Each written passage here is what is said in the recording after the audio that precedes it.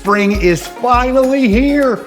And what better place to bring a little freshness than the kitchen? Here to help us out is food expert Abbey Sharp, bringing a seasonal classic with a healthier twist. Yeah, health is always top of mind, and it really just takes some small, simple ingredient swaps that add up to big results.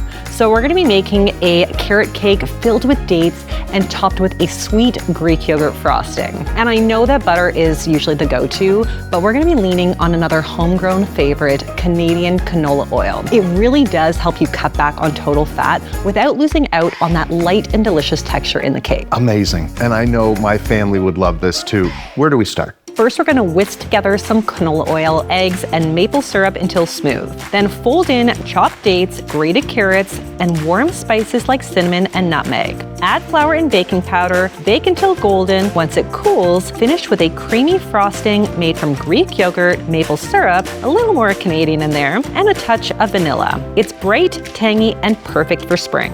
Ah, look at that. I mean, this thing looks delicious, but it smells even better.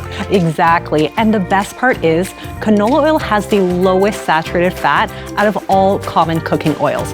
Plus, it has plant-based omega-3s to support heart health.